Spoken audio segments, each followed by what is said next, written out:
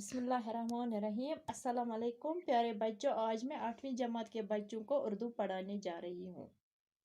Topic है गेहूं का दाना, पार्ट थर्ड। ये सुनकर राजा ने फिर पूछा, बड़े मियाँ ये बताइए कि ऐसा गेहूं आप किस जमीन में बोते थे और आपके खेत कहाँ थे? इस पर बूढ़े दादा ने कहा, हमारे खेत इतने बड़े थे जितनी खुदा की जमीन। जहाँ जहाँ मैं हल जोतता था वो मेरा खेत था। उस जमाने में कोई न कहता था कि यह जमीन मेरी है। इंसान अपने हाथों से काम किए बगैर किसी चीज को अपना नहीं कहता था। राजा ने कुछ सोचा और फिर कहा, बड़े दादा, मगर हम इस जमाने में इतना बड़ा गेहूं क्यों नहीं पैदा कर सकते? दूसरे ये कि आपका पोता तो 2 लाठियों का सहारा लेता हुआ आया, लेकिन आप बगैर किसी सहारे के चलते हैं और आपकी सेहत इतनी अच्छी है। बूढ़ा किसान बोला, सरकार, इतना बड़ा गेहूं अब नहीं उगता। वजह यह है कि आज का इंसान अपनी कमाई पर मुतमईन नहीं, बल्कि अपने पड़ोसियों की दौलत की तरफ ललचाई हुई नजर से देखता है। उस वक्त हर इंसान खुदा पर ईमान रखता था और अपनी मेहनत पर भरोसा करता था।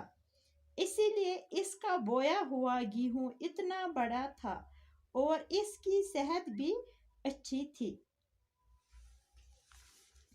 टाटा बच्चों, बह वन तह अमुक माने पत कन पोर अस गोडनेथ ओन अस आव लड़क, तम पत ओन बादशाहन बुलायित अमिस लड़क सुंद मोल। युस लड़को यह दुशवैन अछन न गाश, यह ओनक दोन लोरन पे, यह ओनक थप कर, यह न बोजान।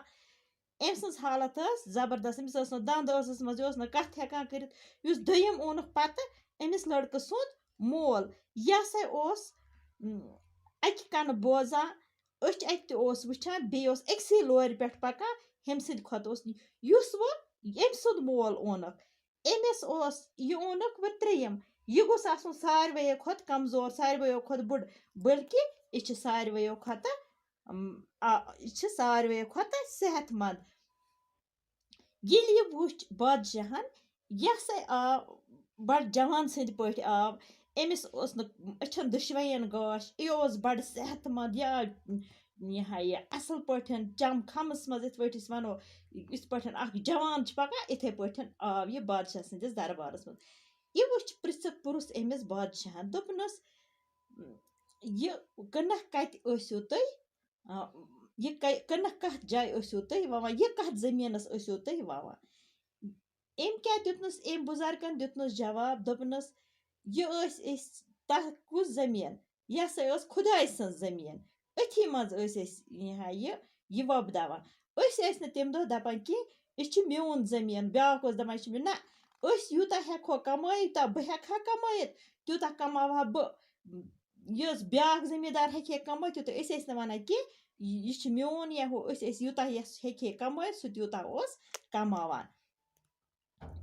पन्नो अथो कमावान ते खेवान, तथ दपान यह म्योन, बाकी न कुन सत टच करान।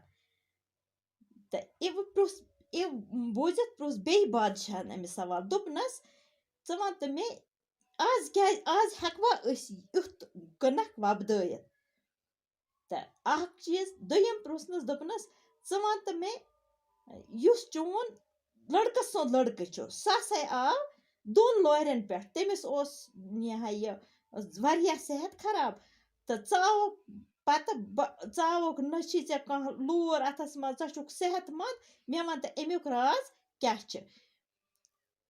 अम दुत बुजुर्गन अमिस जवाब, दोपनस आज हेक्यू न तुह यह कनक हेक अजकिस जमीनस मज वोपदित कि तिक्याज हेक न, तिक्याज अजकिस इंसानस छन पन्नि यथ सु तस छन ये आसान सु यो दपे मे थाये खुदायस पेट भरोस या पनी कमाई पेट भरोस ना अस ओस भरोस आसान खुदायस पेट अस दपान अस सोज अजुक इंसान छन खुदायस पेट भरोस करन कि न सु पनी कमाई पेट भरोस करन बल्कि सु छु रोजान वुछान बकिस बेकिस कुन हमसायस कुन अगर मामूली हमसायन के तरक्की कर ये एमिस आसान दपान वुछत एक एम कोर ये वुछत अस इत इंसान कि अस लालची इंसान कि अस बेक सदिस दौलतस पे नजर थावान कि अस बल्कि ये अस खुदा सोजे अथ पे यकीन थावान अस खुदायस पे ईमान ओनमुत ये तस खुदायस पे भरोस अजकिस इंसानस न खुदायस पे भरोस तो न तस पनी कमाई पे तवे छन अजकिन इंसानन सेहत ठीक तो न अजकिस इंसानस सु फसल नेरान ठीक गुब्रा यह लिखमुत लियो टॉलस्टॉय लिखमुत यह करान फर्क पतमिन इंसानन तो अजकिस इंसानस फर्क कड़मज अजुक इंसान क्युत तो पतिम इंसान क्युत पतिम इंसान खुदायस पे ईमान आना सह हसा पज जोर तमिस खुदायस पे भरोस सह नस दौलतस जागान अजुक इंसानस न खुदायस पे भरोस तो न पानस पे भरोस सह सिर्फ बेक सदिस दौलतस पत सह खुदायस पे तस ईमान कि मे सोज खुदाय तो सह हमिस ते पत अमिस ते गोस आसन कहें अच्छा बच्चों बिहु खुदायस हवाल।